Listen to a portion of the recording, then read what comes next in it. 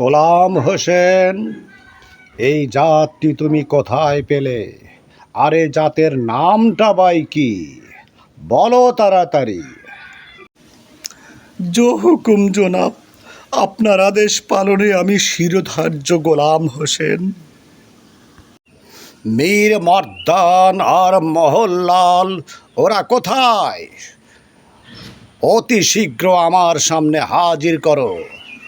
বাংলা, বিহার, উড়িষ্যার নবাব সিরাজউদ্দৌলার অর্ডার। এ হুকুম তামিল করো। যেখানে থাক এই কার্ডিনাল জাতটি আমার ভীষণ প্রয়োজন। যেখানে পাও, আকাশ বাতাস পাতাল যেখানে থাক, সেখান থেকেই মির্জাফর আলী খাঁকে দিয়ে অতি শীঘ্রই জাতটি আমার বাড়িতে হাজির করো। এই গোলাম হোসেন আপনার জন্যই অপেক্ষা করছে জনাব, আপনি শুধু আদেশ করে দেখুন। বন্ধুরা, এ হচ্ছে আমার সেই প্রত্যাশিত ইউনিক ভ্যারাইটি, যার নাম হচ্ছে কার্ডিনাল। দেখতে পাচ্ছেন, কিন্তু কার্ডিনালের এই যে কিছু আঙ্গুর পেকেছে আর কিছু আঙ্গুর পাকেই নাই, কালারই আসে নাই, একটা থোকাই ধরছে। এটা এমনই একটা জাত, এর দানাগুলো ছোট ছোট হয়েছে অফ সিজনের সেই কারণে, কিন্তু যেগুলা আপনার ওই যে কালার আসে নাই ওগুলা দানা বড় বড়, যেগুলো ছোটো দানা ওগুলাই কালার চলে আসছে। ইনশাল্লাহ ভালো মিষ্টি চলে আসছে, কিন্তু চিন্তা করতেছি এটা বরাবর থোকা পারতে গেলে তাহলে অনেকগুলো কাঁচা থেকে যায়।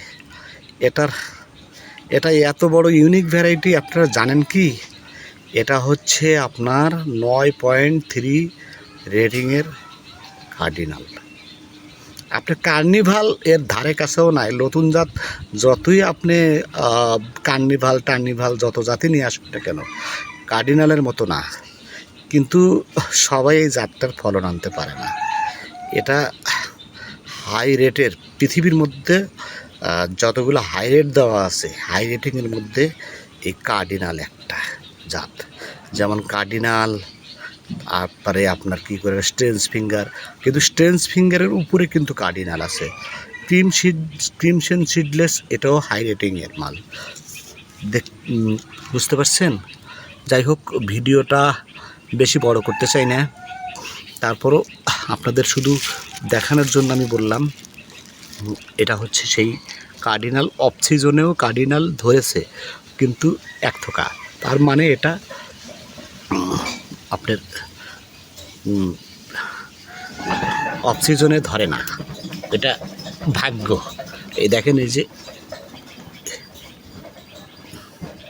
এই একটা দেখেন পড়ে গেছে, ফেটে গেছে। এই ফেটে যাওয়ার কারণ কি জানেন? বৃষ্টি হলে এক নাম্বার দায়ী।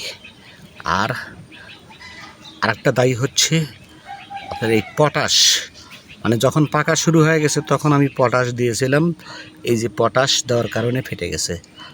বোরন দেওয়া হয়েছে, কিন্তু বোরন দিলে কি হয়, পটাশের পরিমাণ বেশি হওয়ার কারণে ভুল আমাদেরও হয়, আমাদের মতো অভিজ্ঞ লোকদেরও হয়, এমন না যে হয় না।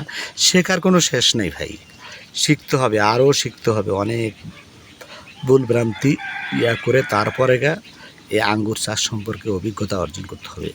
এখন তো সমুদ্রের জলের এক ফোঁটা জল স্বাদ গ্রহণ করেছি, পুরো সমুদ্র তো পড়ে আছে, অনেক বোঝার আছে। বুঝতে পারছেন? ভালো থাকেন।